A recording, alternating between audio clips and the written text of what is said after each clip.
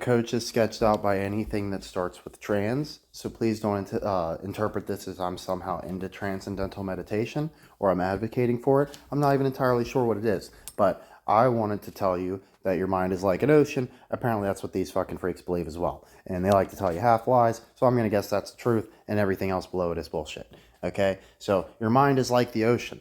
Coach strongly believes that. He feels that when he goes into the depths of his mind, it's constantly flowing. There's currents colliding, going back and forth, exchanging. So, the best way to go into the ocean of your mind and into the depths and see what is lying beneath the subconscious level, your waters, your ocean needs to be calm. You need to remain calm. You need to be very, very relaxed. Now, Coach is going to share just a little bit more with you here that he didn't plan on until literally just right this second after I start rolling, but I'll just tell you about it. So, has Coach had inexplicable experiences? I've kind of hinted at this for sure, but I'll just go, for some reason, this isn't the one that always strikes me as overly interesting, but whenever I talk about my experience, this is always the one people are like, whoa, really? And like, it almost makes me feel like I shouldn't talk about it because people like jump at it way too hard, but I'm just going to tell y'all so you know exactly how Coach feels and what he thinks is real and what isn't real. Okay?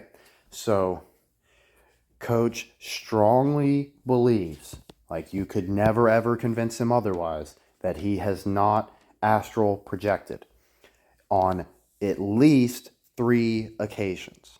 Okay, the first was when I was too young to know how to swim. I fell into a river that was cold. I sank to the bottom and was sitting there. I knew I had no way to fight and get, first of all, the current was too strong for how light I was, and I did not know how to swim. I knew fighting in any way would only be bad. I could only wait, remain calm, and hope to be saved. So I sat there, I didn't breathe, and I just completely disassociated, right? Because no one wants to be at the bottom of a cold river. So I disassociated and I rose my consciousness, whatever you want to say, I can't see anything that I am. It's not like when you're in your body and like, oh, hey, there's my hands. You're just seeing what's around you, right? So Coach was up in the air, not super high, but just watching himself under the water. And in the second he was grabbed and rescued, he was snapped back into his body and then remembers being pulled up like onto the rocks, etc. Right? So that was experience number one. That is the one, if I had to say, maybe didn't happen. I was so young, maybe that one didn't happen. The next two, I remember extremely well, and I was not that young. Okay? So the second time came when I was probably 13 years old, maybe 12. I was medicating for the first time with herbal supplements, if you catch my drift. It was not Coach's idea. He was with some girls who did that frequently, and they wanted him to try it. These ended up being the first 2 girls Coach ever kissed at the exact same time during a party not too long after this. So you'll see the angle Coach was working at here. It wasn't so much about wanting the smoke. Coach was actually really afraid to try it, but a lot of people thought these girls were very attractive. Coach did think one of them was. Okay? So actually both. Coach had a crush on both of them. So yeah, so that's what was going on there. Okay? And we just have a little soda can. They poked some holes in it. They stole some stuff their uncle had from North Carolina. It was supposed to be really good. And I agree, even to this day, that was certainly some of the best I've had. Now, Coach, they were basically trying to teach Coach how to do it, right? And they're like, you just breathe, right? It's not like about sucking or all that sort of stuff. You're just supposed to like inhale it, right? So Coach nails it. And he really gets it in there, right? And pretty much immediately launches up into the sky. We're in the woods, and I'm looking down on the woods, right? And I'm just floating there. And at first it was kind of like, whoa, what the fuck happened? But then I remembered, like, this has kind of happened one other time before. And like right then, I decide like I kind of want to control this, right? So I decide I'm making the decision in my mind, like I'm gonna start like wandering around or whatever. Right when I make that decision, one of the people I'm with grabs my arm, shakes me, and says, "Don't be paranoid." Right? Which I will say that has helped me to never be paranoid, but it was very not helpful in this moment because I did not want to be back in my body, and it immediately shook me back into my body in an uncomfortable state, right? Like imagine like being shaken awake, basically, right? You know what I mean? Like I wasn't even here, like you're shaking me, like what are you doing? Like I was fine. So that was annoying and ruined one of Coach's better experiences. But pretty much every example from this point on will be related to the smoke. Okay? And Coach can really put it down. You really would not believe. Pretty much anybody who ever thought they were good at it, when they see Coach do it, they're like, that's insane, because he'll literally crush the entire fucking thing, hold it in for about a minute, and then inhale or exhale zero smoke.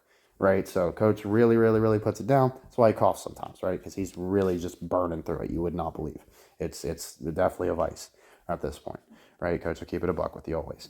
So I've definitely had more experience since then related to that, but one in particular that I must mention. So it was like so basically I went from trying to do the hovering thing to I wanted to go as high as I could go. Okay? And most of the time, I'd be braced up for it. I'd be getting super, super way up there. And then I'd get a little bit scared. I'd hit some sort of like glass ceiling and get slammed back to the ground into my body. Right? You know what I mean? Or I'd usually wake up on the floor covered in whatever drink I was holding, something like that. Right? And they were like, oh my God, do you have a seizure or something? I'm like, no, I'm okay. Right? You know what I mean? Like it just got played off like it's some sort of condition or something. But it started happening fairly frequently for about a couple of years. It would be like it could have been like almost a daily occurrence, right? But it wasn't anything more than that. Just getting kind of way up there, slam right back down. Just a few seconds. Like it was certainly a huge rush, but it was terrifying. It wasn't something I wanted to immediately go back and try, right? So Coach was just feeling it one day. He was in a room completely by himself, and it was just feeling just right. He had one of his favorite pieces, and he roasted it and shot straight up and was not nervous or anything like that at all. And he went going until you can't say there's nothing further to go, but he was no longer here. He was somewhere else. Okay? And the somewhere else it was just blobs that were very calm. They seemed like they were smarter than me, and they thought I didn't belong. So I felt like I was being judged and not good enough. I got really insecure. Immediately, boom, crashed down to the ground, wake up covered in the water, right? And on the floor. And my buddy bursts in from the next room, like, what in the hell just happened or whatever. And I just explained to him what happened. I didn't use any sort of loaded terms or whatever. And he said, bro, you astral projected? And I was like, I mean, I guess. I don't know. Like, sure. Like, that's the thing. He's like, dude, that's like what I study. Like, I'm all about, like, people taking chemicals and having, like, weird experiences and stuff. And I was like, well, I sort of had an experience with the fungus where it was like literally everything in my entire life came together at once. And I just felt at peace and knew it all made sense somehow. I don't remember why it made sense, but I just knew in that moment I was totally cool with everything that will happen and everything that has. And I had another experience where I was holding a flower and there was nothing else visual going on anywhere at all. Right? Coach usually get like a little bit of breathing from the outside of the walls or something, and then the stuff more in the forefront is like super vibrant. Coach was outside. There was not the trees weren't doing anything weird. That's one of the first things. Like the trees will do weird stuff in the leaves, like the light shine through. I wasn't getting any sort of visual effects like that. But this flower I was holding was literally dancing. And I mean, like, to this day, I don't care what I was on or what, like, that happened.